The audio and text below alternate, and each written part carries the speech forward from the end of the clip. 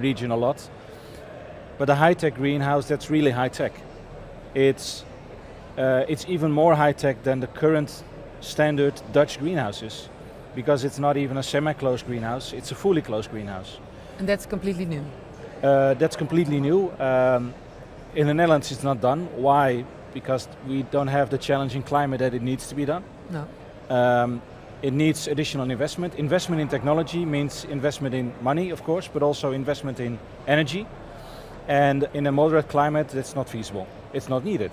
It's not feasible. But in a challenging climate, like the desert area or the arid region, there we are facing with extreme heats, with extreme solar irradiation, droughts, low humidity. There it's feasible to completely close the greenhouse, to have a completely closed shield between the outside climate and inside climate. And the parts of the technology that were described by Wageningen University in the tender, we were familiar with, we have used before. We had a good idea on how to implement it.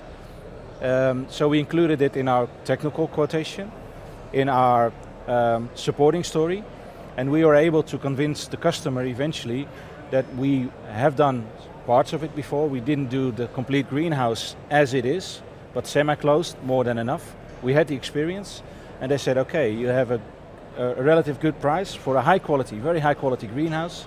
You convinced us you can do it. Start building. Yeah, and you started building, and the project is there. Yes. And the results are there as well, right? Yeah. Yeah. Some of them. Yeah. Yeah. We are now in operation for 1 year, so we have the first results, and they are very promising. So for low tech, mid tech, as well as high tech. All three levels of technology have been tested now. Yeah. Currently, we are also doing an experiment where we are really testing. Well, comparing these three levels of technology.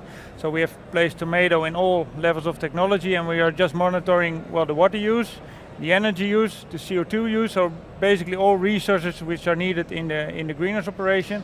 And after 1 year, so that will be in about 6 months or so, then we get all the data, and then we can really say, okay, if you produce in the low tech, it will cost you so much, in the mid tech it will cost you so much, and in the high tech it will cost you so much. And currently I can say, the mid tech for the Riyadh region looks most promising. It saves, it saves about half of the water compared to the low tech, which is a substantial amount, because conventionally these greenhouses use around 400 liters per kilogram of tomato, so a substantial amount of water. And in the Netherlands, that is? Yeah, in the Netherlands around maybe 20 to 30 liters of water. Yeah. So mainly going into irrigation, of course, not so much into in the cooling. Yeah, in the cooling. That's the biggest difference. And we already see that in the high tech we can reduce this number to 4 liters per kilogram of tomatoes. That's bizarre. Yeah, that's only 1% of what they are currently using. So that's a tremendous saving. And that's even less than we use in Dutch greenhouses. Yeah, that's less than what we use in Dutch greenhouses. Yeah, basically because this closed greenhouse is really close. So all the water you put into this greenhouse remains basically in the greenhouse. So it's constantly being reused. Of course, you have to slightly get some water out because there's some buildup of nutrients, and also you have some leakage, of course, because the greenhouses of BOM are perfect, but they are not completely closed, so some water is still leaking out. But it's still a tremendous result, because from this 4 liters you are using, actually 1 liter is in the tomato, because a tomato basically consists fully of water. So actually you are only using 3 liters of water if you really look into the numbers, because 1 liter goes into the tomato itself. Yeah, of course. Yeah. And that's everywhere that's needed for the food. Yeah, exactly. Yeah. So, but that are quite promising results for the future as well. Yeah. I'm also very curious, because what is the use of energy, for example, per square meter? Is that way higher, or what's the result of that? Yeah, the energy is substantially higher, of course, because basically you are applying air conditioning, and air conditioning in a conventional building already consumes a lot of energy, but in a greenhouse it's even more, because basically all the solar radiation coming into the greenhouse has to be cooled away. So we are using a substantial amount of energy, but we are calculating how much energy we are using, and then we are looking at well, how can you make this energy part sustainable? So by applying photovoltaic cells, for example, or other solar means, or solar panels. Which so much sun there, so I would think exactly. And that's what I said a couple of minutes ago. In my opinion, there's enough energy available in the world. You can use solar. You can use, of course, fossil fuel. We have to use as less as possible, but there are alternatives. Yeah. So that's not the problem. Energy is not the challenge. Water is the problem. Water is the problem. Energy might be a challenge now in the initial investment to get it. Yeah. But eventually, on the long term, water is a resource available on planet Earth, which you cannot create. Yeah. So we have to be very careful with that. So, in my opinion, that's also economics, feasibility, possibility.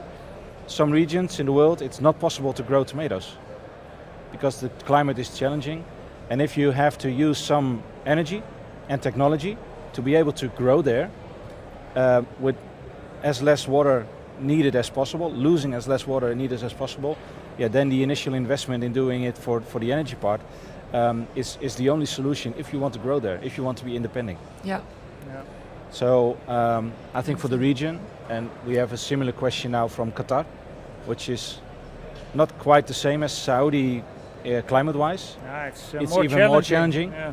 They're also Why it's more challenging? Yeah, because the humidity is higher. So this cooling using evaporation of water is not working in Qatar. And mid-tech is not possible. Yeah. So okay. you can only grow in the winter time, not in the summertime basically. But with this closed greenhouse you can, because then you are applying air conditioning, so you can still cool your greenhouse. Yeah. So there, this technology is vital in order to produce. Yeah.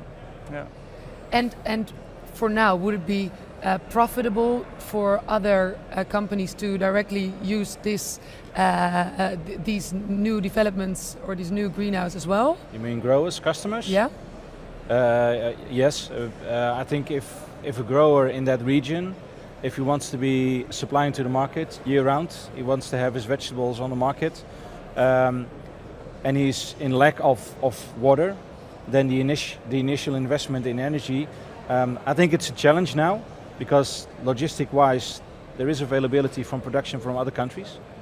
So financially-wise, that's something that Wagner University is finding out now in the test. Yeah. Really monitoring what's needed in labor and in energy and in water. In my opinion, that's a guess. I think the tomatoes in a full closed greenhouse might be a little bit more expensive. But it's year-round available, it's high quality, and eventually it's for the long term a solution to deal with the lack of water. Yeah. And not only that, because it's also, there's another benefit. So it saves on water, you get a higher production, but also you have to apply less pesticides. And pesticide is a major, it's majorly used there. So you can see it in the residuals of the products there. But if you apply closed greenhouse, you have less insects coming in, or basically no, if you apply a good hygiene protocol. Yep. So the quality of the food is much better. Much better, yeah. So in the whole economics, in the end, for the grower, it will also be very important to brand the products coming from this high-tech greenhouse, brand it differently than the current products. So, really saying, well, not a lot of water is used, or hardly any water is being used, no pesticides are being used, and less area is being used. And I think when you brand these three items into your product, then consumers will also be willing to pay more. Yeah. But they will pay more because the quality is higher, of course. Yep. Yeah. So my last question, how do you see the future in 10, 20 years? Are there a lot of these greenhouses there in that area? What do you think? In the region? Of course, I hope so, but I'm not only hoping so, I am sure. Also there, the climate is changing, it's getting more hot. The water is decreasing, so eventually, if they want to grow there, they need the technology. The request is coming, and that's a very positive upside from the project as it is now. ST Dama project is there. It's functioning, it's operable. There are a lot of visitors, local but also from the surrounding countries, that want to see the technology, that want to see themselves. The showcase, and not just the showcase display, but real visible. Yeah. It's real, it's there, it's functioning. So it will create eventually a bigger demand, and the technology is needed to be able to cultivate there. So maybe not a green desert, but a glass desert for a part to be able to turn it green. Yeah, I'm convinced that will happen. Thank you very much for sharing your story. I really hope we can hear more about it during GreenTech 2018, because I'm sure you will have new results by then. Yeah, thank you. Thank you very much, and see you there. Welcome. Thank you. You're welcome.